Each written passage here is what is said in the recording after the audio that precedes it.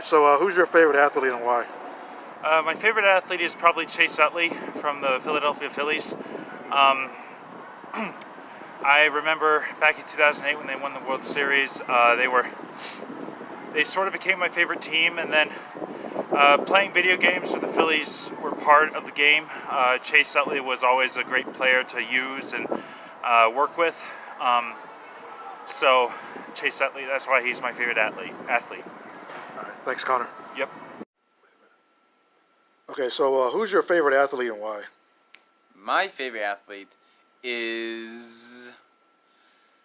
I'd have to go with Baker Mayfield, because right now in his career, it seems like he's going to stay in one city. And I hate the LeBrons. I hate the Wade. I hate those people who go to other cities and they don't stay with the same team. They're not loyal. I mean, Wade was loyal. Excuse me. I should have never put a name in there. But LeBron, he wasn't loyal. Baker Mayfield seems like he's going to be loyal to one team. All right, so who's your favorite athlete and why? My favorite athlete is Todd Gurley with the LA Rams. I like his work ethic and I like his ability to put team over his own personal desire to like score and like achieve records and stuff. Thanks. Now, who's your favorite athlete and why? I would say my favorite athlete is Cristiano Ronaldo, just because he's always being criticized and he's always being hated, but he never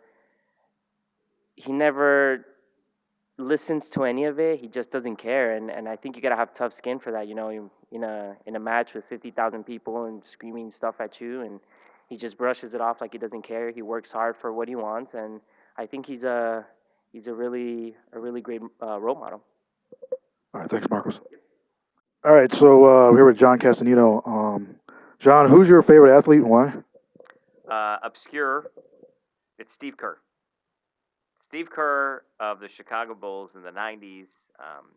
The guy would show up and he'd just make shots, right?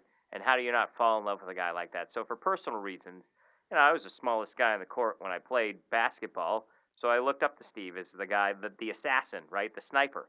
That's what I was on the school playgrounds growing up in elementary school. I could make shots. So I would tape the 3-point contests when they aired them, back when VCRs were a thing. I'd tape them and make sure that I saved them for future reference. So loved Steve Kerr, loved him in the 97 finals with the greatest shot of all time, pass from Michael Jordan. When have you seen Michael Jordan pass it to somebody to make a game-winning shot? That's why Steve Kerr is my favorite athlete of all time. What do you think about the situation, part of his early background where his father got killed? I don't know if you heard about that when he was at Arizona, and he went on to have a good game. I think he had to play that night. I think he scored like 25 points. What's your opinion on that story?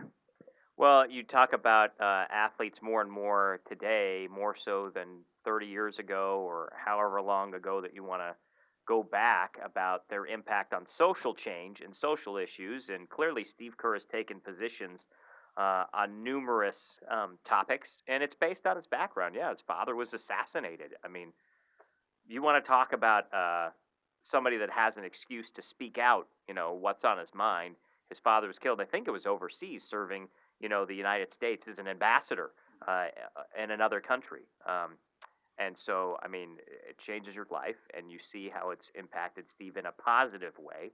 And he does. He makes his opinions known, and it's all for good. I mean, you can be on both sides. He's taken stances on hot-button topics, especially concerning maybe our president and the direction he's taking the nation. But I think he should have the right to do that, as long as it's in a respectful tone, at least in my opinion, and I think Steve has done that.